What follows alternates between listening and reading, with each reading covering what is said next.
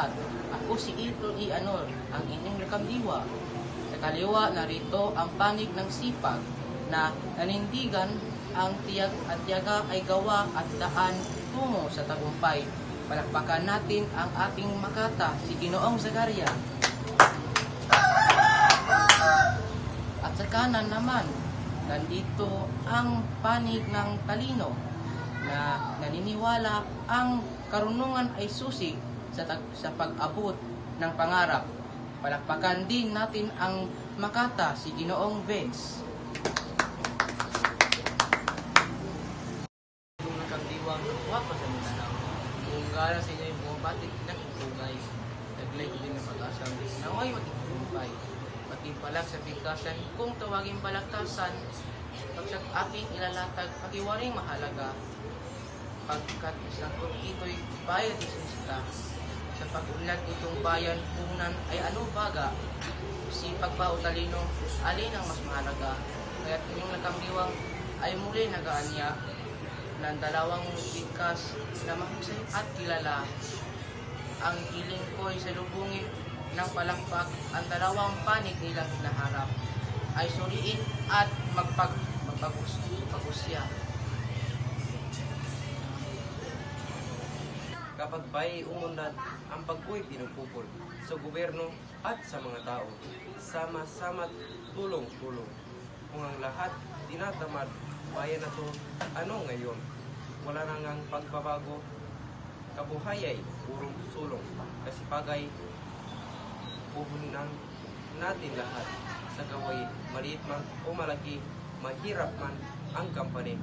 Kung ating kasipagay itatapit, pagpamaliw, maunlad sa Pilipinas, di natin masasalapi. Akong abay inyong lingkod, ismilang na mahirap at ni walang kayamanan. Maaring mailantad, pamana ng magulang ko, kung talino hinahangad, pamana ng magtanghal, luan para sa pag-unlad. Sa gobyerno at lipunan, mga tao may puhunan na kanila'y tataglahin habang sila'y nabubuhay. Talino'y binubuklod sa pabansang kalayaan. Nagbibigkis lamdamin makayaot makabayan. Matapos may pahayag ang panig ng magtatalo, ngayon aming ihanda tayog ng inyong talino. Bawat isa'y papalaot sa nagpapanahong isyu, kaya't inyong timbangin upang inyong mapagsino. Sa tuwing may magaganap na sa ating bayan, sinusuring kandidata may nagawang kabutihan. Kung anong kursong natapos ay hindi hinahalam, kakayahan niya at sipagtangi. Pinag-uusapan, anhin mo ang talino kung di naman nagagamit. Mga tao'y umaasa, lalo't sila'y nagigipit, matalinong natuturinga, tamad naman. Wala nang bait, kawawa lang, itong bansa, mga luha, ang kapalit.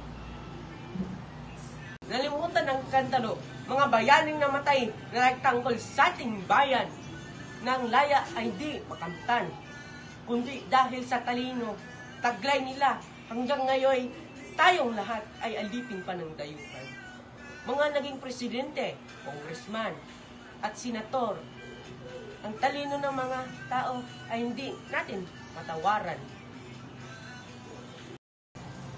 Sa tuwing may magaganap na sa ating bayan, sinusuring kandidata may nagawang kabutihan. Kung anong kursong natapos ay hindi hinahalam, kakayahan niya at sipagtangi. Pinag-uusapan, anhin mo ang talino kung di naman nagagamit. Mga tao'y umaasa, lalo't sila'y nagigipit, matalinong natuturinga, tamad naman. Wala nang bait, kawawa lang, itong bansa, mga luha, ang kapalit. Nalimutan ng katunggali, kapag may problema, talino gamit palagi. Kapag may kalamidad, manulokoy niyan lagi. So anong piliin nyo? Talino'y pagbunyi. Matatas na gusali, supermarket, public mall, flyovers, skyways, at iba pang mga komunikasyon. Lahat ng yan nagawa, nagtalino. Kaya't biyayay, nariyan lagi. Sipag ang kailangan. Talino ang puhunan. Matalino nga, tamad naman. Ang taong tamad ginagamit ang talino upang sumipag. Sipag, Talino! Saglit munang pinipigil inyong itong lakang diwang pagtatalo nitong dalawang mahusay at makata pagkat tila nagiinit kapwa di masawata. Nilahat na katwira nakatatak sa ating diwa. Ang talino ay biyaya't kayamanan handog ng Diyos. Laging nating ginagamit sa mabutit gawa, loob, kasipag at talino. Pagsama-samahin, wastong tuos ang talino siya utak sa balangkas ng paggawa. Ang sipag na may siyang bisig, planong binabadya. Kapag isa'y mawawala, walang silbing magagawa. Kaya't kapwang mahalaga, panalo silang kapwa.